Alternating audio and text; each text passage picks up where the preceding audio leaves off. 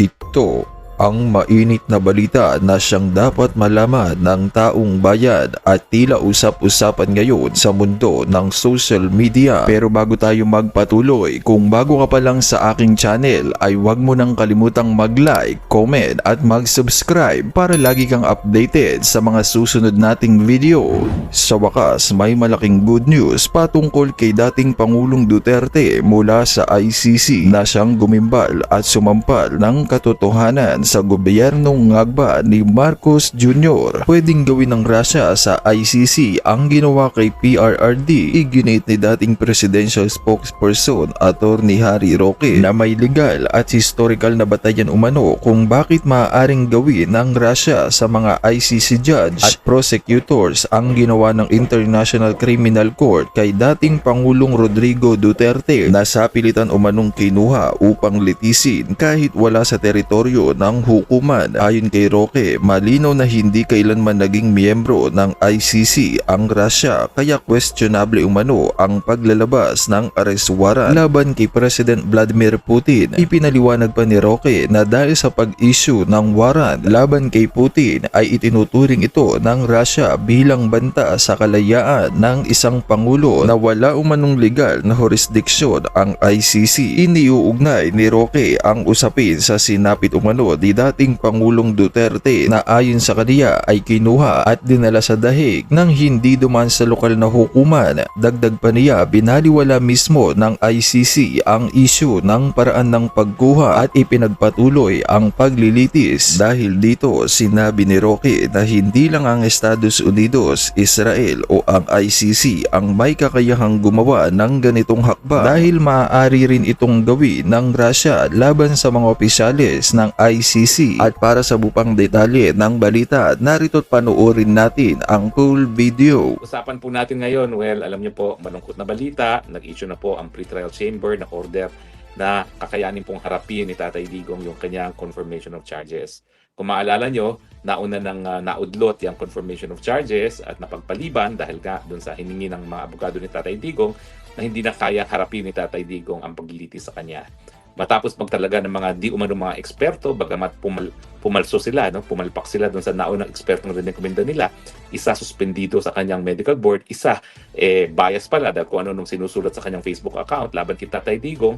Yung tatlong mga dalubhasa ay nagsabi na kaya daw harapin ni Tatay Digong ang kanyang pre-trial confirmation of charges dahil nainindihan daw ni Tatay Digong kung ano yung anyo ng mga paratang sa kanya at kaya daw magbigay ng instruction si Tatay Digong sa kanyang mga abogado.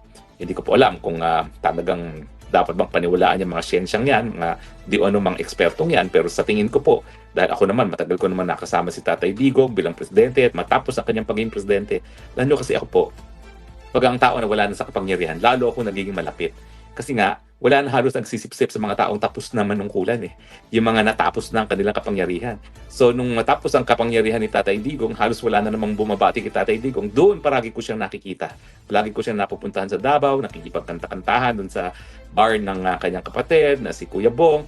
At doon kami naging malapit. Matapos talaga siya na manungkulan. Ganyan din po yung aking naging kwento sa buhay pagdating kay President Erap. No? Nung sila yung mga makapangyarihan, halos din naman ako makalapit. Si Tatay Digong, bagamat ako'y tagapagsalita niya nung siya ay presidente, ang totoo niyan, hindi naman kami naging personally close. Kasi nga, siyempre, limited naman yung pagkakataon, bagamat ang binigay naman sa akin ni Tatay Digong talagang pangako, nung ako'y tinanggap ko yung pagiging tagapagsalita niya, ay 24/7 access na nangyari naman, no? Sa tulong na rin ng mga taong nakapaligid sa kanya. No? Pero sa totoo lang, naging close lang ako talaga, personally close kay Tatay Digong matapos ang kanyang pagiging presidente. Nakilala ko talaga ang pagkatao ni Tatay Digong. Para talaga siyang yung lolo ko na talagang namimiss ko na rin. Parang-parehong ugali, parang-parehong lengguwahe, parang-pareho pong pananaw sa buhay. No? Kaya nga po, totoo po, namimiss ko si Tatay Digong, pero pagdasal na lang po natin siya. Ang sabi ng mga dalubhasa na pinaniwalaan ng mga maestrado ng ICC, sapat daw ang pag-iisip at pangangatawan ni Tatay Digong para harapin ang confirmation of charges. Yung confirmation of charges, dyan pa lang po magpipresenta ng ebidensya para malaman kung mayroong probable cause. Yan nga po yung pagkakaiba ng ICC sa ating sistema dito sa Pilipinas.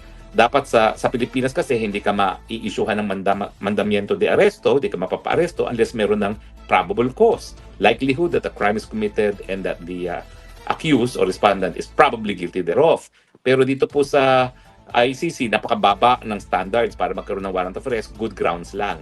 At dahil nga po mababa ang kanilang standards, nandyan yung provision for interim release na pinagkaitaman kay Tatay Digong. Kaya nga naniniwala ako na ang Tatay Digong hindi lang biktima ng kidnapping, biktima pa rin ng arbitrary detention. Kasi kung titingnan nyo, yung mga patakaran ng mga naunang mga tribunal bagong ICC, yung Tribunal for the Former Yugoslavia at saka yung Rwanda Tribunal na ako ay isang member din ng this council, halos lahat ng mga akusado doon, palibhasa, good grounds lang ang dahilan para magkaroon ng warrant of arrest, ay binibigyan ng interim release. Pero dito sa ICC talagang mailap sila magbigay ng interim release na hindi tama kasi good grounds lang naman yung dahilan. Dapat balansehin yan doon sa pagkakaroon ng interim release dapat na pinagkait nga kita Tatay Digong. At ngayon po ay pagpapatuloy daw ang confirmation of charges. Diyan pa lang malalaman kung merong probable cause, no? Napipresenta ng representative sample of evidence ang ICC, pero alam nyo naman, no, bago dumating ang February 23, ngayon pa lang naghahagilap ng mga testigo itong ICC, no? Nakakatawa naman, no? Sila ay meron daw good grounds para arrestuin si Tatay Digong, pero sila naman nag-a-advertise pa para sa testigo para mapatunayan na merong probable cause. So, well, dyan na po tayo magkakaalaman, no? Kung talagang sapat ba yung kanilang ebidensya para man lang sa probable cause para magpatuloy yung paglilitis laban sa kanya. Pero sa tingin ko, kung talagang desperado sila at sila ay ngayon pa lamang nag-a-advertise para sa mga testigo, siguro wala talagang probable cause, no? At hindi ako magtataka na baka may pag-asa naman si Tatay Digong makakauwi matapos yung confirmation of charges sa February 23. Kasi kung sapat-sapat ng ebidensya, bakit ka pa mag-a-advertise? Di ba? Di ba yung pag-a-advertise mo, parang indikasyon na talagang desperado ka na magkaroon pa ng mga karagdagang ebidensya dahil baka alam nila na hindi pa sapat ang ebidensya nila para man lang sa probable cause. Bakit? Kasi yung mga ebidensya pinaniwalaan nila, di yung propaganda ng mga kaliwa at saka ng mga dilawan, no? Na pumapatay daw si Tatay Digong ng 30,000, and yet, kita nyo naman, doon sa formal indictment lamang kay Tatay Digong, mahigit 40 lamang ang linisan nilang biktima ng patayan. And yet, sa kanilang mga press releases, kasama ng mga releases ng mga prosecutor, mahigit 30,000 daw ang namatay sa war on drugs. Nasaan na yung mga biktimang yan? Sige nga, pakita nyo nga yung mga death certificate ng 30,000 na yan. Wala na ba silang mapakita, di ba? Kaya naman ako, huwag tayong mawalan pag-asa. God is good and He will not allow a just man to be victim of injustice. Sa tingin ko naman, kung hindi magdedesisyon yung appellate tribunal na walang jurisdiction na ang ICC at hindi nang palayain si Tatay Digong, baka naman magdesisyon sila na wala talagang probable cause. Kasi kung malakas na ang kaso nila, bakit pa sila mag-advertise para sa mga karagdagang mga testigo, di ba? Sentido ko mo naman yun. Kung talagang airtight na ang kaso mo, hindi mo na kinakailangan ng karagdagang mga testigo. Mantakin nyo, nag-advertise pa, desperado. And yet, 10 buwan nang nakakulong si Tatay Digong, ngayon pa lang sila nagkahagilap ng mga testigo. Yan ba ang tinatawag nilang katarungan yan? Katarungan, ICC version. Jail now, get the evidence later. Naku, napakasakit po talaga ng kapalaran ni Tatay Digong. Anyway, pag-usapan din po natin itong controversy na naman tungkol sa China. Ulitin ko po ang katotohanan. Ang China po ang pinaka-importante nating trading partner. Napakalaki po ng kalakalan na nangyayari sa panig ng Pilipinas at ng China. Wala pong papangalawa na malapit pagdating sa China. And make no mistake about it, talaga pong pinakamalaking inaangkat nating mga kalakal ay nanggagaling sa China. In fact, mahigit 25% po ng lahat ng ating imports ay galing sa China. Pangalawa, ang China po ngayon ang pinakamalaking pinanggagalingan ng direct foreign investments dito sa ASEAN. Umaabot po yan sa bilyong-bilyon, pero ang karamihan po, yung 2.5 billion, mga ganyan, napupunta dun sa mga karatig bansa natin sa ASEAN, gaya ng Thailand, Indonesia. Sila po, mga minimum 1 billion foreign direct investments, no? Pero ang Thailand, ang Malaysia, ang Indonesia, nasa 2 billion plus. Ang Pilipinas, wala pa pong kalahating bilyon ang naipapasok na foreign direct investments sa China, kasi nga tinuturing natin silang kalaban. Pero ang pinakamatindi na po pwedeng maibigay ng mga Chino ay yung turismo. Kasi ang Thailand, halos 10 million doon sa 35 million naging turista nila ay galing sa China. At ito yung mga hindi ordinary mga backpackers. Ito yung mga big spenders na mga turista na nag-average ang stay na 1 linggo at gumagastos talaga ng pera para sa good time. Samantalang ang Pilipinas, wala pa pong 1 million na Chinese na nakukuha. Tayo na po ay kulelat na pagdating sa tourism arrival. Tayo po sa Southeast Asia ngayon ay naunahan na ng Cambodia. At ang nauunahan na lang natin in terms of arrivals of tourists ay mga bansang Myanmar, Laos, at saka East Timor. Di ba nakakahiya yan? na talagang yung mga kulelat na mga bansa yan, yung mga kasama natin pagdating sa tourism arrival, kasi nga walang ginagawa ang ating mga opisyalis ng ating bayan, kundi awayin ng China. Bakit naman sila para magbakasyon sa Pilipinas? Gayong parang meron silang nararamdamang banta sa kanilang buhay kapag sila ay pupunta dito sa Pilipinas. O di ba, sinabi dati ni Secretary Gibo na merong batas daw ang China na lahat ng Chino, lahat ng kanyang mamamayan ay secret agents ng China. Naku naman, bakit naman gagawa ng batas para secret agent nga yan? Ba't mo naman bubukingin yan at gagawin mo pang batas para malaman ng lahat? No? At ngayon naman, ito si Tariela. Alam mo, sa larangan po ng international law, alam ko hindi naman importante yan si Tariela sa ating buhay. Dahil siya ay nasa Coast Guard lamang. Siya ay hindi naman natapos sa PMA. Yan pala ay kinik out dahil sa dishonesty sa PMA. No? So wag naman siya mag-asta-asta na parang ang galing-galing niya. Dishonest naman pala siya, kaya nga napunta ng Coast Guard, civilian agency, hindi sa militar, kasi hindi nga natapos sa PMA at talagang dahil sa cheating ay di umano, yan ay napilitang umalis ng PMA. Ang problema, lahat ng mga binibigkas ng mga salita na gagaling sa bilibig ng mga opisyalis ng Pilipinas ay tinatanggap na yan ay salita ng buong Estado. Kaya nga itong si Tariela, nung siya ay nagsalita at talagang pinula ng China at sa likod niya ay mga caricature ni President Xi na talaga namang nakaka-insulto, no, na pinalalabas na siya ay parang monster, iyan po talaga ay dahilan para magalit ang hindi lang ang publiko ng China, kung hindi ang kanilang mga opisyales. Unang-una, ang kanilang Presidente Xi naman, siya ay namumuno ngayon ng maraming mamamayan ng bansa sa buong daigdig dahil bilyon-bilyon po ngayon ang mga Chino. Pangalawa, sila po ngayon ang pinakamalakas na ekonomiya na talaga natalo na ang Amerika at dahil nga po dito, sila ngayon ang pinaka-importanting partner natin pagdating sa kalakalan, kaya lang hindi nga tayo nakikinabang pagdating sa foreign direct investments kasi natatakot sila dito sa ating bayan dahil tayo'y inaaway nilang pilit. So nung nagsalita si Tariela ng puro insulto sa China at sa likod niya ay mga karikature na nangiinsulto kay President Xi, kahit sino naman mababubuisit. Bagamat ito talaga mas nakakabuisit kasi opisyalis ng gobyerno nagsasalita. Never mind na hindi nagtapos sa PMA yan, Tariela lang yan. Under yung laws on state responsibility sa international law, maski sarhento po yan, yung gawain niya, ay po pwede magkaroon ng state responsibility. No? Dahil lahat po ng organs ng state, lahat ng opisyalis ng ating gobyerno ay tinuturing na ahente ng Estado, state agents.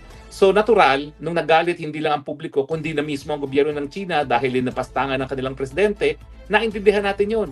Bakit? Si Marcos Jr. nga, sinasabi ng kapatid, bangag-bangag, meron bang ganong caricature si President Xi kapag siya nagsasalita? May ganyan bang caricature si Marcos Jr. na bangag-bangag in the background habang nagsasalita ang mga opisyalis na Chino? Wala.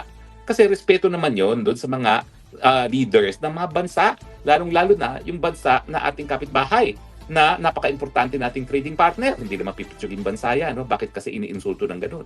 At hindi ko maintindihan kung bakit ito pang mga senador at yung mga isang dating retiradong justice nakisali pa sa gulo at talagang dinidepensahan pa itong Tariela na hindi naman talaga katungkulan ni Tariela na magsalita tungkol sa panlabas ng relasyon ng Pilipinas.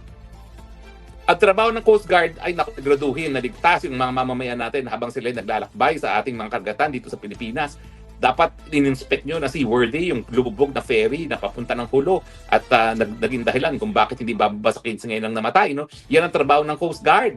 Hindi trabaho ng Coast Guard na makipagbalitaktakan laban sa mga opisyalis ng mga bansa. Ang may trabaho ng ganyan ay ang Department of Foreign Affairs at ang Presidente.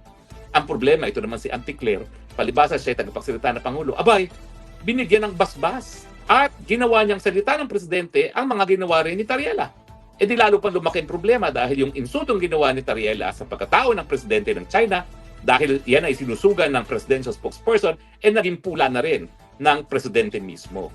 So ngayon, may tunay talaga tayong problema kasi ang tingin ng China, yung pag-insulto ni Tariela dahil yan ay inako at binigyan ng basbas ng presidential spokesperson ay pag-insulto mismo ng pagkatao ng Presidente ng Pilipinas. Kasi kayo naman mga Chino, maglabas din kayo karikature na babangag-bangag, ngiwi-ngiwi, ang antig Marcos Jr., ngiwi-ngiwi, bangag-bangag. Ganyan na kaya dapat si President Xi nang makita ng lahat naman ng katotohanan.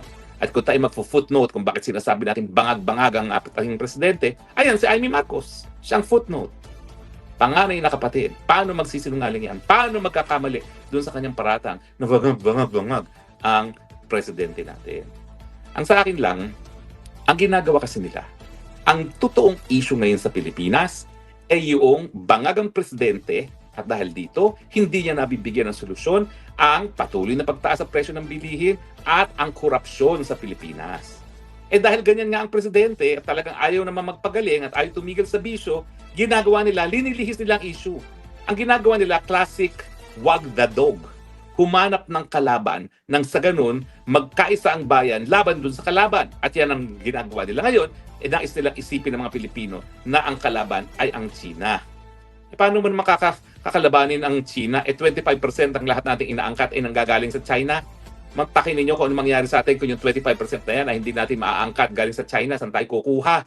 At bukod pa dyan, yun nga, anong mangyayari dun sa kakaunti nating ine-export sa China? Dahil alam naman natin na ating durian, mga prutas, nakakarating din ng China. Baka lalo pa mawala ng hanap buhay yung ating mga magsasaka na nagtatanim ng kung ano-ano na sa ngayon po ay binibili ng mga Chino. O diba? Ang problema, dapat si Tariela at saka yung kanyang mga kaalyado kasama ng mga antivirus, ang mga retired na justice ng Supreme Court, dapat naman yan, pabayaan na natin na gawin ang trabaho nila ng mga taga-DFA. Dahil itong panlabas na relasyon, yan naman ay trabaho nila. Hindi ko sinasabi na napakagagaling ng ating mga career diplomats. No? Sa totoo lang, marami akong talagang doubts kung talagang marami sa kanila ay magaling dahil magaling lang sila makipagsosyala. No? Pero at least, hindi sila gagamit ng lengguwahe at ng mga asta na alam nila na ikagagalit ng ibang mga bansa. Yun lang ang basics. Kasi itong si Tariela, no sense. Wala siyang sense of awareness na lahat ng sinasabi niya, lahat ng ginagawa niya ay gawain ng Republika ng Pilipinas dahil siya isang state agent. Dapat kasi, bago siya magsalita, bago siya maglagay ng mga caricatures, isipin niya, bilang isang opisyalis ng gobyerno, ang gawain niya ay hindi gawain ng Tariela alone. Lahat ng kanyang salita ay salita ng Republika ng Pilipinas. Ako, hindi ko naman salita yan. Dahil ako, pinangangalagaan ko yung China bilang isang pinakamalakas na bansa ngayon sa buong daigdig at nais ko sana ng Pilipinas ay makinabang sa kayamanan din ng China. Bakit? Kasi ang lapit-lapit naman natin sa kanila. Ba't hindi tayo makikinabang? At kinakailangan naman natin talaga magkaroon ng karagdagang kayamanan bilang isang bansa nang maitaas naman ang antas ng kabuhayan ng ating mga kababayan. Walang masama doon. Tawagin nyo na kaming pro-China o hindi. Pero ako, hindi pro-China tingin ko sa sarili ko. Kapag ako'y nagnanais ng mas mabuting relasyon sa China para tayo magkaroon ng mas maraming turista galing China at magkaroon ng mas maraming puhunan galing sa China, yan ay dahil alam ko na yung puhunan at mga turista na galing sa China ay magdudulot ng mas mataas na antas ng kabuhayan ng mga Pilipino. Makikinabang tayo sa kayamanan ng China, gaya ng ating mga karatig bansa, Thailand, Indonesia, Malaysia. Kaya nga naiiwan na tayo pati ng Cambodia. Kasi pati Cambodia ngayon, nakulela din dati, ay nakikinabang na rin sa bagong yaman ng China. So hindi ko maintindihan bakit masukista itong mga Tariela, mga antivirus, mga ex-justice na retired, bakit ayaw nila tayo makinabang dito sa bagong yaman ng China. Samantalang tayong napakalapit. Nandun lang sa kabila, tumayo kayo dyan sa Manila Bay. Pag tumanaw kayo dun sa karagatan ng Manila Bay, kabila niyan, China na. Dahil yan na ang South China Sea, di ba? Ba't ayaw nang makinabang dyan? Ayaw nyo ba na bumaba yung hanay ng mga nagugutom? Ngayon kasi mas marami pa sa kalahati ng ating populasyon na nagugutom. Kung kinakailangan talaga ng kapital at ang turista galing sa China para mailagtas sa kagutuman ang maraming mga Pilipino, bakit hindi? Ako'y Pilipino, nagmamahal ako sa interest ng Pilipino at alam ko na mas makakabuti sa interest ng Pilipino ang mas maraming puhunan at mga turista na galing sa China na hindi mangyayari yan kung hindi man lang natin sila re-respetuhin at ang kanilang mga leaders. Sige nga, mabuti na nga lang walang gumagawa ng caricature kay Marcos Jr. ng mga dayuhan kasi ako, miski hit na hit ko siya, siguro pag dayuhan ang gumawa ng caricature dyan, hindi ko rin matatanggap kasi kaming mga Pilipino, tayong mga Pilipino, pag sinabi natin bangag, karapatan natin yon. Dahil Pilipino tayo at alam natin yung mga buhay natin ang naging miserable dahil nga bangag yung presidente. Pero kung dayuhan ang gagawa niyan, hindi ko pa rin matatanggap yan. Yan pong ngayon ang nangyari kay Tariela. Ganun na nga ang itsura niya. Tapos palalabasin pa niya na hindi mabuti ang itsura ng Presidente Xi, di talagang hindi maganda tignan. It's the ugliest sight of them all. Anyway, mga kaibigan, tayo naman ay nagdidiskurso lamang sa mga bagay-bagay na nakaka-apekto sa pang-araw-araw na buhay natin. At sa totoo lang po, kinakailangan natin makinabang sa bagong yaman ng China sa pamamagitan ng pagtataguyod ng mas malapit na pagsasama, lalong-lalo na dahil ang China po ay ating karatig bansa. Awayin mo na iyong kamag-anak, wag lang ang iyong kapitbahay. Kaya naman anong masasabi mo sa balitang ito? Kung mayroon kang hinaing at komento ay mag-comment ka lamang sa ibaba ng videong ito. Maraming salamat.